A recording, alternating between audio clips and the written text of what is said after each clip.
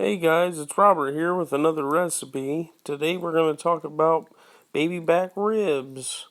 A method I like to use on the baby back ribs is a 3-2-1 method on my smoker. I do 3 hours unwrapped on the smoker at 220, 225 degrees. Then I go ahead and wrap them with aluminum foil for 2 hours, which would be the two part. And once I've had them in there for about 2 hours, then I'll go ahead and unwrap them and I'll baste them with sauce for the last hour. Here's the process. First thing I'll do is I'll pat dry all the surfaces of the ribs. Try to get it as dry as possible and pull that silver skin off the back of those ribs.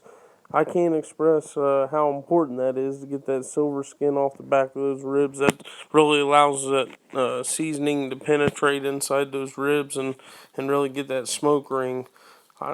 First thing I like to do with my ribs after I get them patted dry is go ahead and squirt a little yellow mustard on there.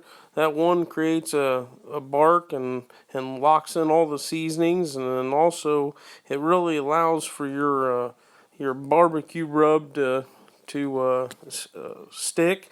And then people use all kinds of different rubs. I personally like a little bit of sweet, a little bit of spicy, but you can pretty much use any kind of rub that you want on your ribs. The main thing is just to make sure that you're keeping your smoker right around 200, 225 degrees. Now you can do these in your oven or on your grill if you want, but I can't express how important it is to keep that temperature the same throughout the cook process. Once I get them off the grill for about 3 hours, what I want to do is make sure that I put a little bit of honey down, some brown sugar, and some maple syrup. I'll put these ribs face side down in all that stuff, and then I'll add a little bit of butter.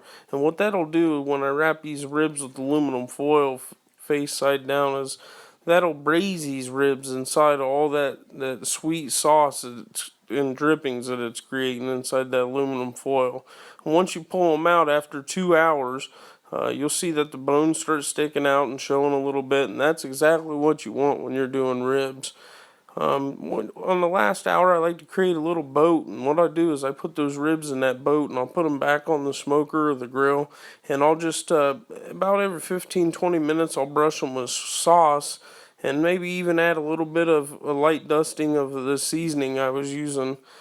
And then after about 45 minutes to an hour, this is the finished product that you'll start to look at. And once you see those bones sticking out about a ½ inch on each side, you know those ribs are right where you want. And chances are when you pull them off, that's why I like to leave them in these boats.